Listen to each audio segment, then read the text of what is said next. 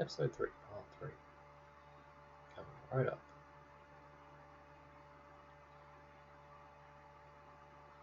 Still waiting, loading, so on. Live. Really? Okay, live, maybe. Hopefully. Who knows? So no idea how long that cut out. But all we've done, let's go back into the assembly here. And mirror this side. So now we have two symmetrical sides. That's the original, so I'm going to put the brake model that we've just made into this side here. So let's go back to our data panel. And well, hey, Gary's found it again. Good lad. We're having to try hard here, but we'll get there eventually. So I'm going to pull that brake into the assembly.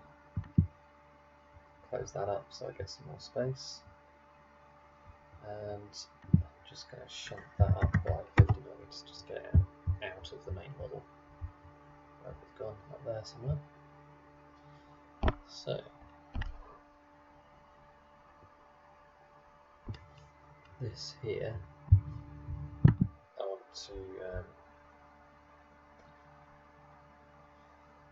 mate up with the wheel set. You know what, I'm going to leave that there for a second. Let's forget about that. Let's add some wheels to this wagon. So again, I've cheated and borrowed a wheel set from a previous model. They're not hard to make. I haven't put any detail into it because why would I? It's not something that's going to get printed. Let's drop that down by just some distance.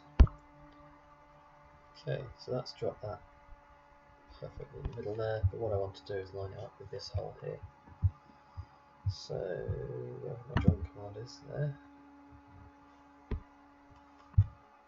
Let's pick the centre of that face and the centre of that hole there. Moves into place. Good, that's central, but of course it's on one side here. So let's line that up nice and straight and just move it over until it's roughly in the right place, not 22.5. I reckon that's about it. Let's have a quick check by measuring up the other side. That is 2.9. So let's just edit that joint a little bit more. 2.7. Okay, that's now exactly central. So now I have something to try and line this brake up with. So let's pick joint again. I'm going to go for this face here, if I can manage that. Pick a random point on that face. And then pick a random point on this face. If it will let me.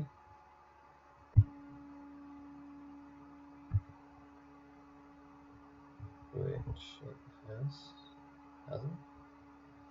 Why are you still there?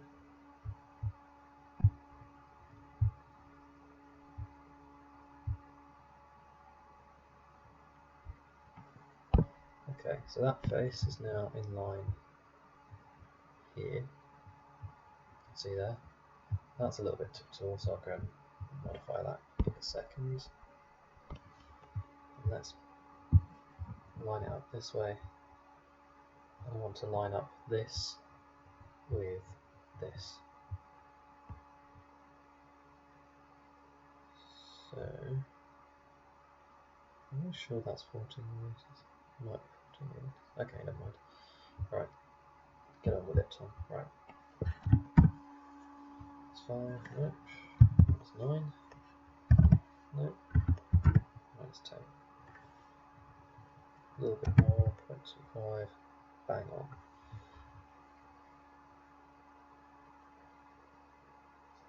drops in there. That kind of clashes with the spring, but that's right as supposed to according to the diagram. And the other way I need to line up is this way. So let's go for the bottom side here. And essentially I want that face to be about 0.25mm proud of this face here. So let's pick that direction. That's one, that's two. So that is just shy of that face, isn't it? So let's make that minus 1.95. Okay, it's some weird dimension that's not quite perfect. Essentially I want to make it this plus 0.25, which in this case is minus 0.25. No, it isn't. Plus 0.25. There. Okie dokie. Now we can see this brake shoe is well forward of the wheel. Should probably do something about that. But from this side it looks alright. That actually looks alright, doesn't it? That's not too bad. Is this thing still live? I don't know. I have no idea. Lots of warnings going on. And I'm just talking to myself, which is lovely. So,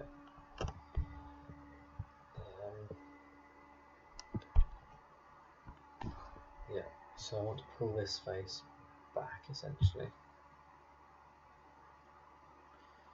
How I do that without messing up the dimensions is another question.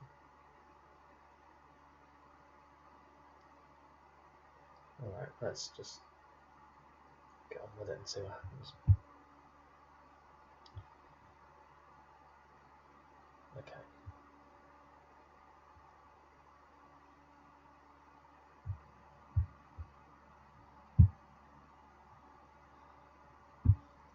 Do the opposite of what I thought I was going to do, and just edit this so that extrusion is a little bit more.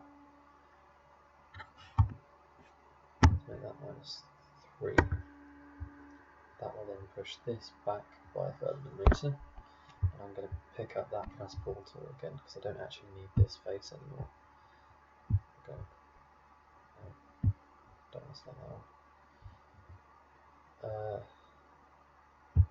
Which I'm not going to do that because I made that joint to that face, didn't I?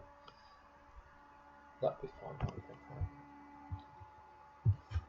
Let's save that, go back into the assembly, update.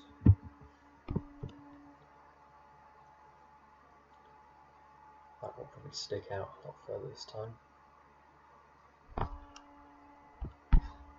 Does it? Yes, it does. Let's go back to that joint there, edit that, pick this dimension -1. There we go, you get in the wheel. I think that might have to be in the right place. I'm not sure. You know what, let's move that back in. I'm not happy with that. Let's move it in a lot further and measure up that distance that was wrong at the same time.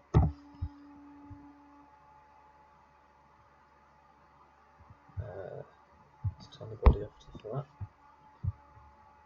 So that top surface needs to be reduced by 0.25mm.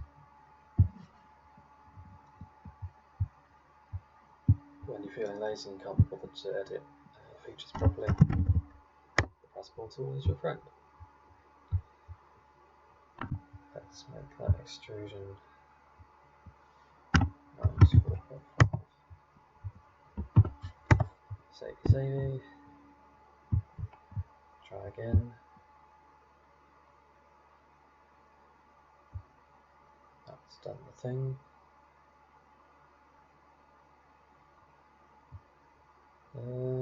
Streamlabs appears to still be working. Who knows? Who cares? So that has now dropped in there, and I need to edit that joint again to move it further 1.5 mil back. There we go. That is now much closer to the wheel, and in reality the wheels are probably going to be a fair bit thicker than these. So I think that will do. Again, all this looks ugly in CAD, it looks far too deep, and it is. But it's not going to print if we make it to scale, frankly. Nothing's going to hold together at that kind of size, so I'm afraid this is one of the compromises we have to make. And the rest of the brake rigging can be made just by sticking a bit of plastic rod to here, that goes up to here, and making a little U-channel of plastic rod, or plastic strip even for this end here. Otherwise you'd have to print it sort of as one solid block, and that wouldn't look great.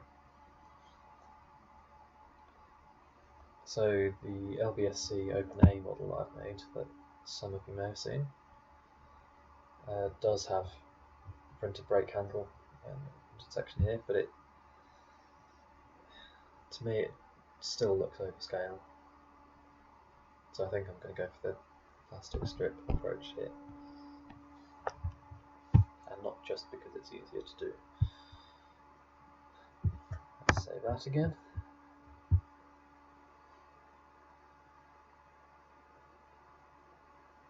Check stream, which is still going. I might have to come back to these and edit them all into one big long thing at some point. Okay, that's that done, that's brake attached. Turn the body back on. Save.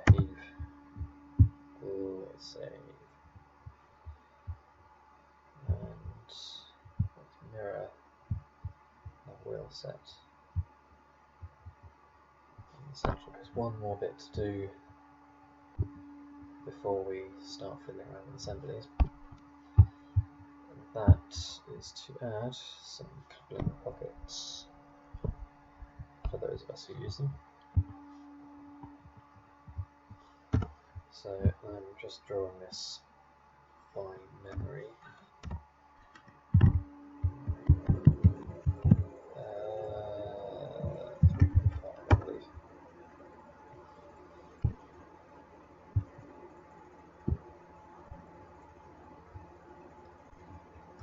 That dimension up, get that over 2.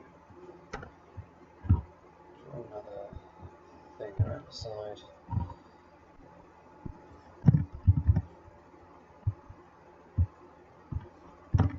So these dimensions I find work, taking into account the tolerances for 3D printing, for a fairly loose fit for an NEM coupling.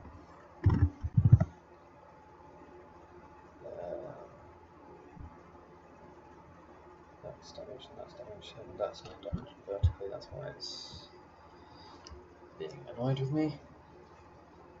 So, convention for an NEM coupling pocket is that this top surface here is a set distance away from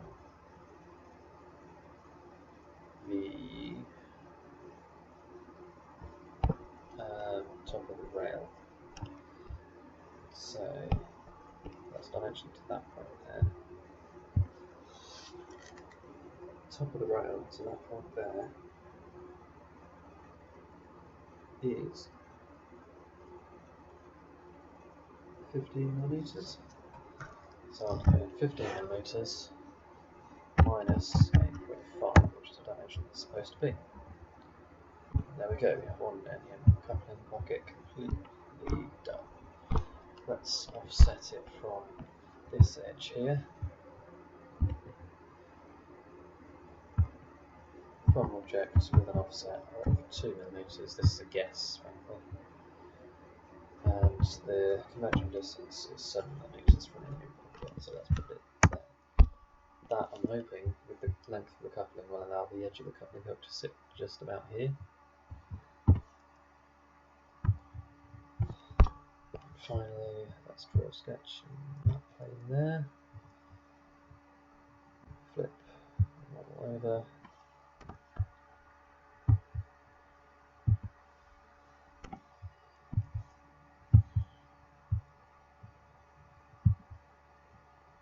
Let's try and put that in. Let's call that half. I want to extrude that from there to object there. Job done. That and that. In that plane. There we go, we have so many end pockets. Save. Update.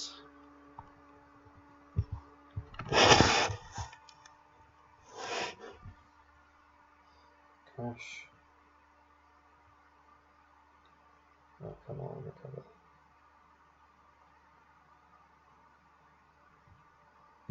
Well, it recovered, but it didn't put the new section in.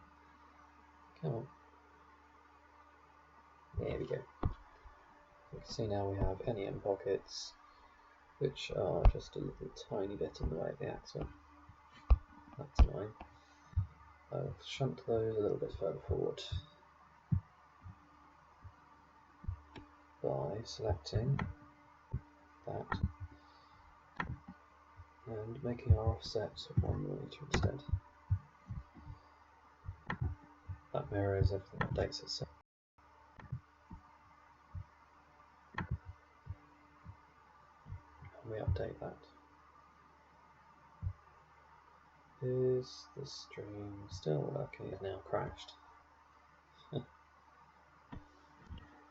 moment please. And just whistle some elevator music to yourself while things recover, if they recover.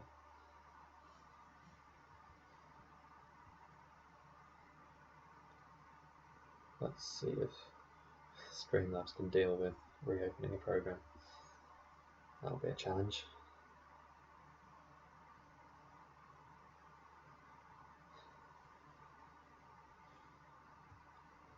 Yeah, apologies everyone for the dodginess of tonight's stream. I don't know what it is about my internet tonight, but it's normally fine here. According to my laptop, I have good signal strength.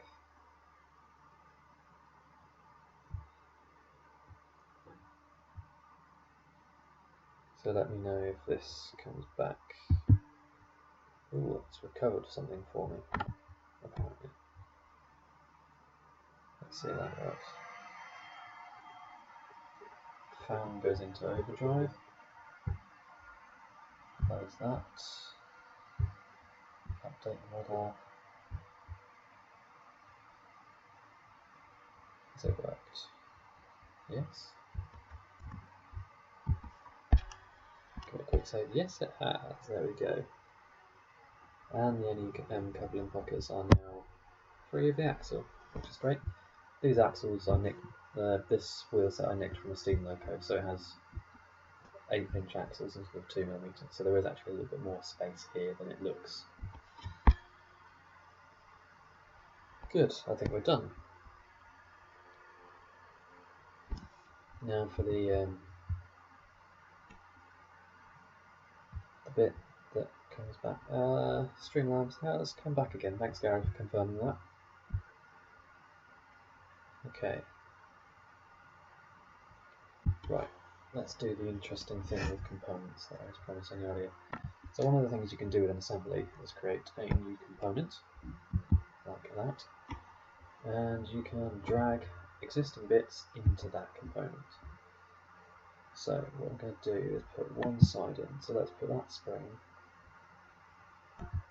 that side, that spring, These three are the other sides, I'm not going to do those for now, and the brake, because that's on this side. They are all going to go into component 1, which I should rename, but I can't be bothered. Let's make another new component, and put that side, that spring, and that spring into there.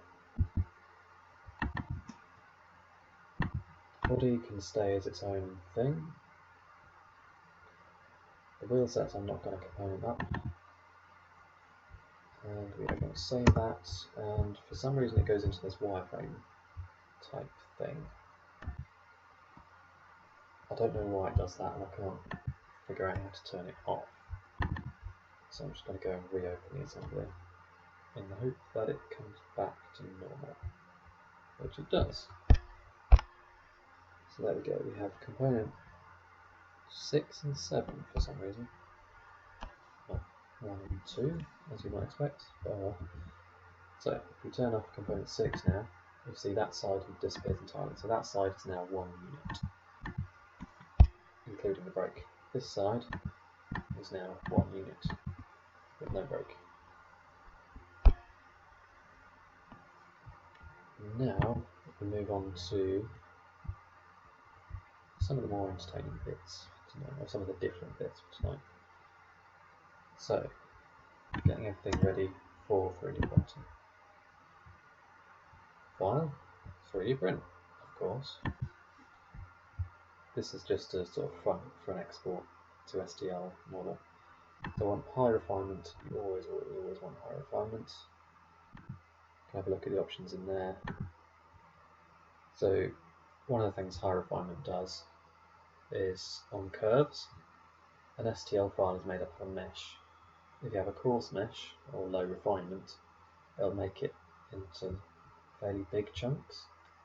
If you have a high refinement or fine mesh, it will make it into lots and lots of smaller chunks, which looks much more like a smooth circle or curve, radius, whatever you want to call them. So we're going to go for high. I don't want to send it to a 3D print utility because I have my own. I don't want to use the Autodesk one. And we're going to pick the body. Notice it just picks the body and not everything else. I could pick a wheel set instead, or the other wheel set, but I'm going to pick that body for now. Go OK, and it'll ask me where I want to save the file.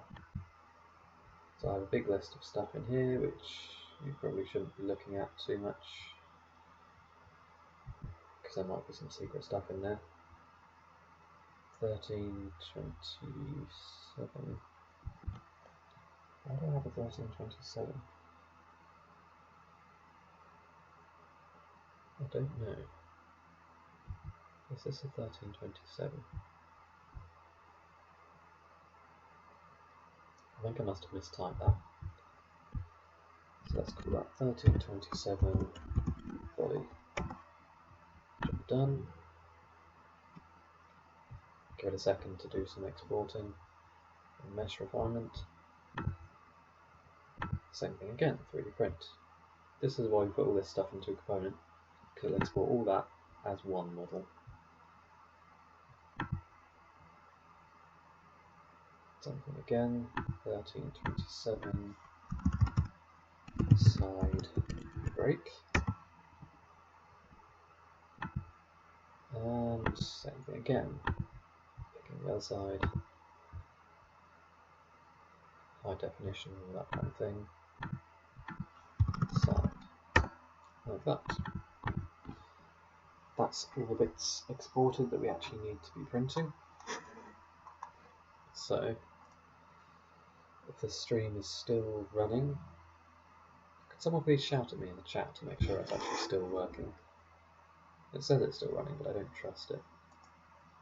And this is the interesting bit that I actually wanted to stream today. So we have our assembly there. I'm going to close Fusion 360 because I think it's eating all around, which is crashing other things. And we go back to Streamlabs, and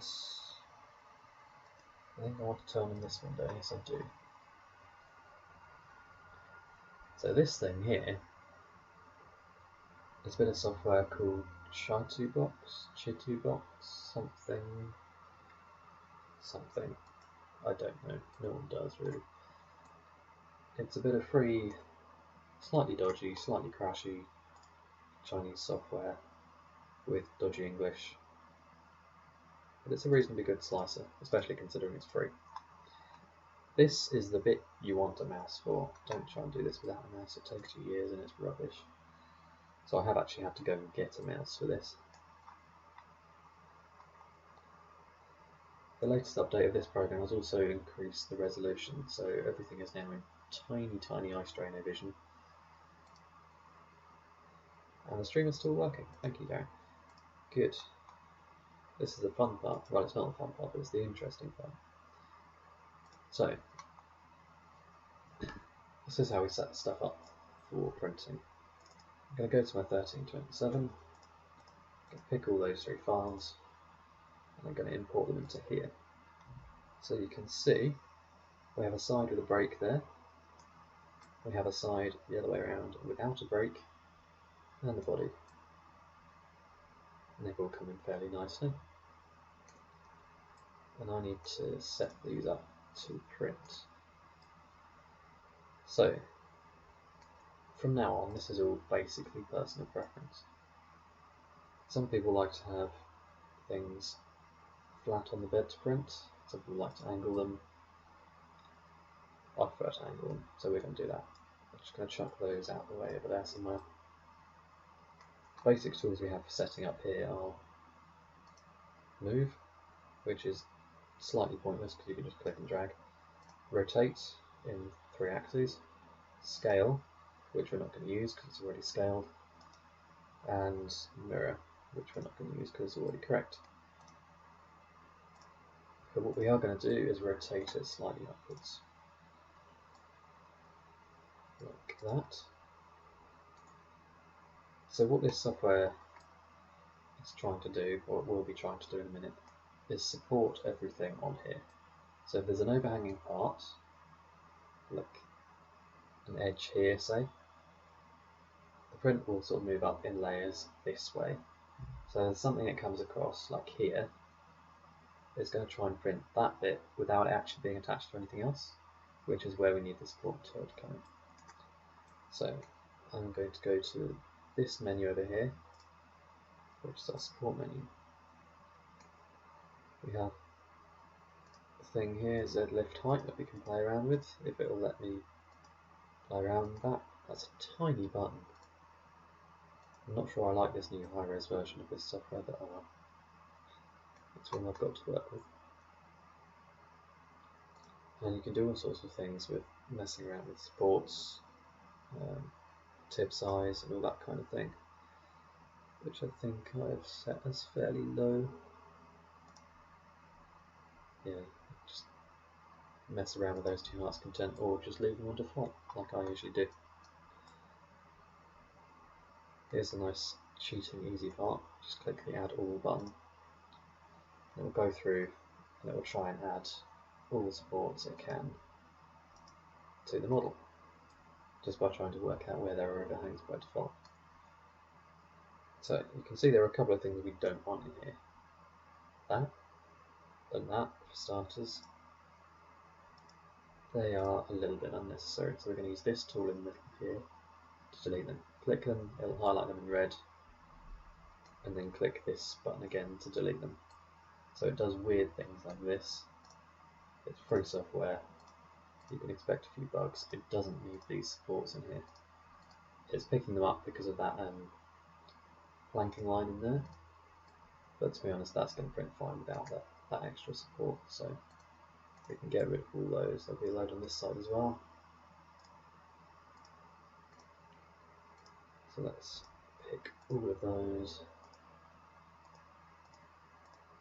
and delete them. There's one I missed there. Delete that.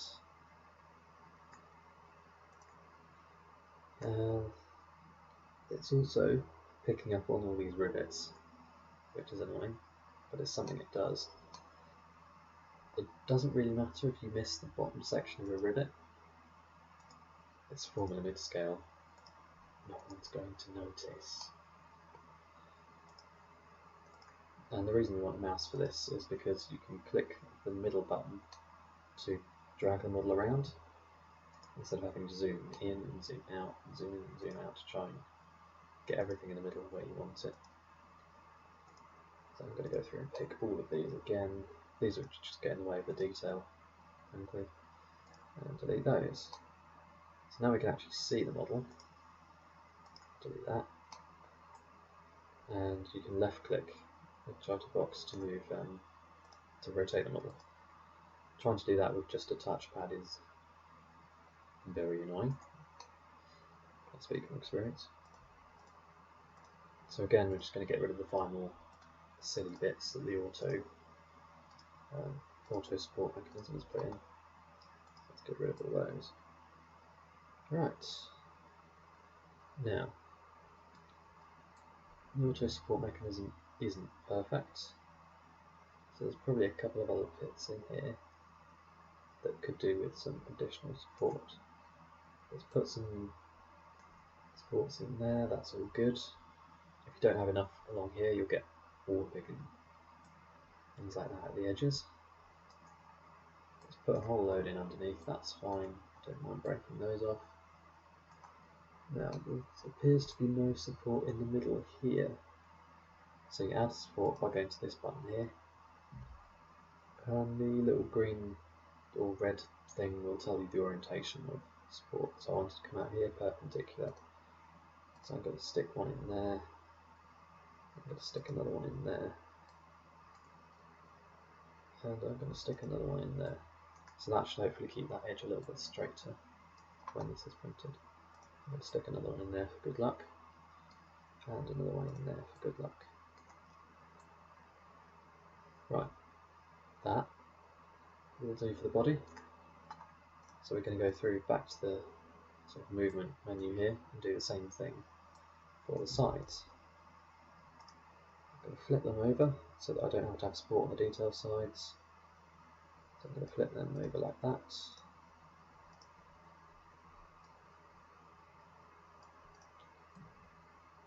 And I'm going to add a little bit of rotation in that direction as well.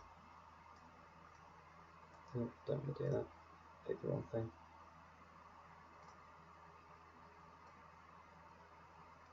Something like that, let's say. Go to the support menu, add all the supports, and see what silliness it's come up with on this one. So that why do you need a support there? Don't put a support there. You do not need supports there.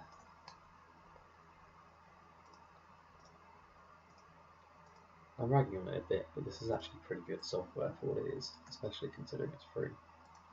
So let's get rid of all those. Now our detail side is nice and clean.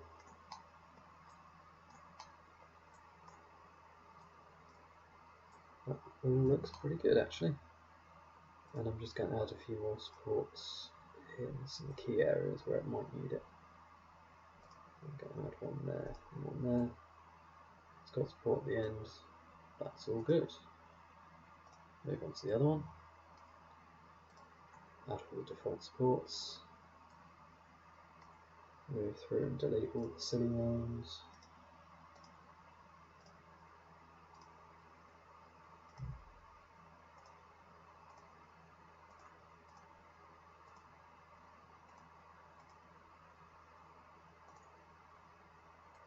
That's looking better. Let's drag that somewhere I can actually see what I'm doing. So this is how we got the break to think about as well. It's done a pretty good job on that, I reckon. That'll hold. So let's just stick a couple extra in some convenient places. And I think we are good to go. So then we want to arrange everything on the bed. So easiest way to do that, pick the top side. There's a forced perspective thing on here which you always want to turn off because it's just annoying and gets in the way.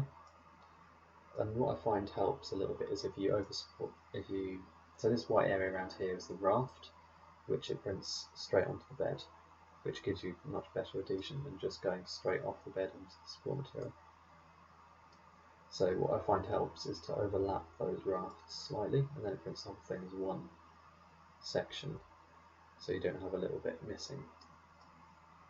Or if, say, this bit sticks well but this bit doesn't, having this bit stuck to this bit can help this bit stick, if you see what I mean.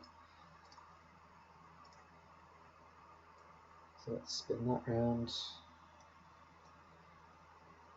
So about there. And you want to sort of orientate your parts so that there's roughly the sort of,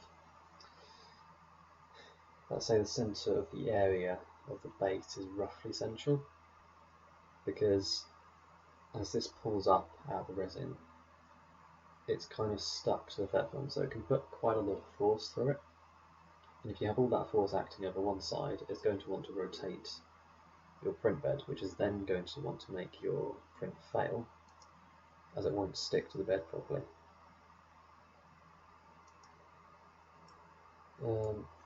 Gary has pointed out I have some supports inside the lower onion pockets, which I think I do, but I'm not too bothered about that because they're fairly easy to poke out if I do that. So there's some in the top here as well, I think. Nope, they're on the other side. That one's alright. Yeah, I'm going to leave them in there because sometimes what this program does is put support all the way through. So if I delete that, it might actually be supporting something up here. It doesn't look like it is in this instance. There's no nice, neat way of getting in there to get rid of it, fortunately. Shove that out of the way somewhere. Let's see if I can get those.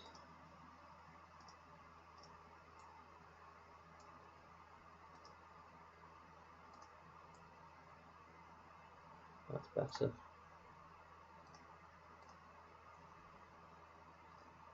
Where did that go? Over there. Wow. Right.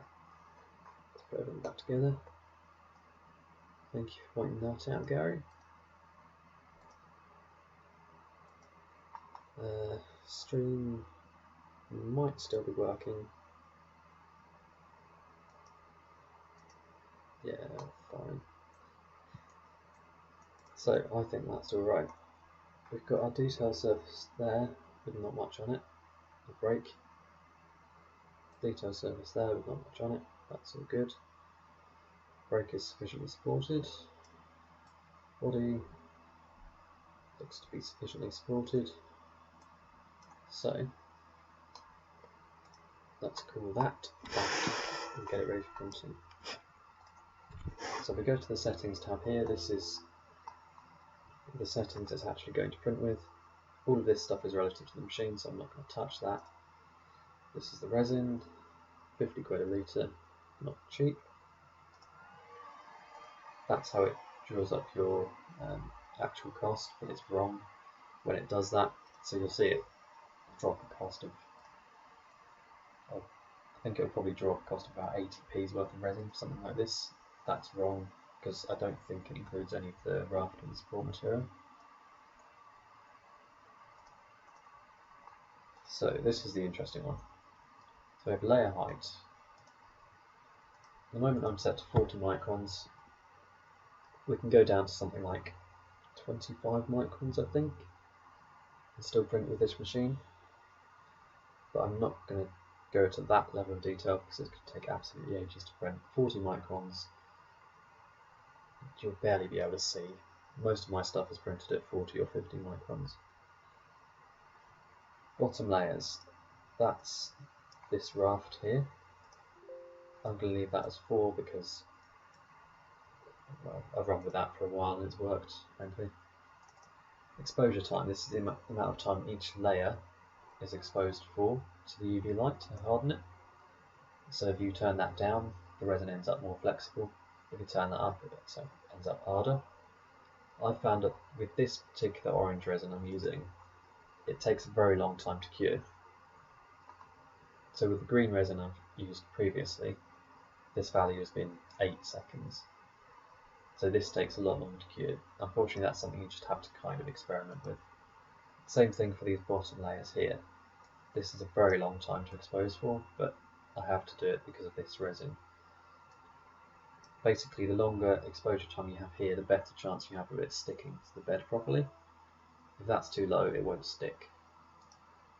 And I've had a lot of issues with this resin trying to get it to stick, hence why that number is so high.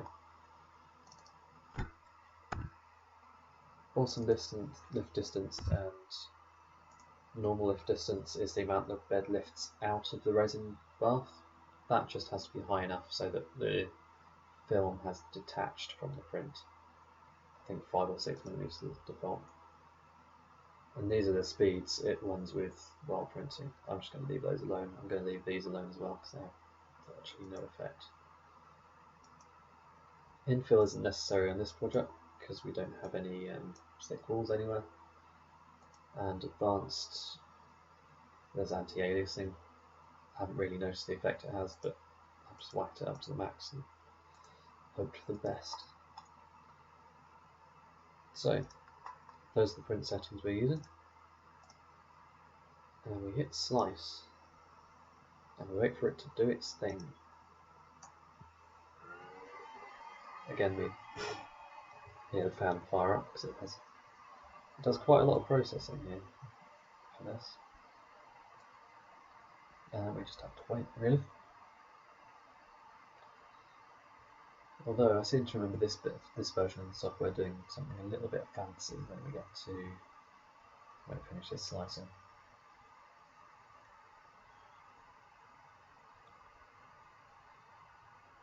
Nearly there.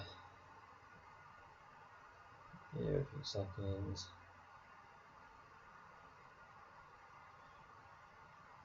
Oh, this orientation of printing, by the way, is something I tend to use for a single wagon. If I was doing double, I would rotate this much higher up and have it sat on half the bed here, so I could get 2 wagons on in one go. Okay, so over here, it's given us a few of the quantities. So it's saying we're using not very much resin, it's 70 pence worth. It's more than that. I don't know how much more, but it's more than that. And, well, people say it's expensive, and it is, but not necessarily because of the resin costs. So running this printer like this, you have to think about absolutely everything. And it ends up being quite expensive because you have to think about FET film, which is the thing it prints on, which is a consumable. That costs about £8 a film, and I've got through, on average, a couple of those a month. You can change them less frequently than that, but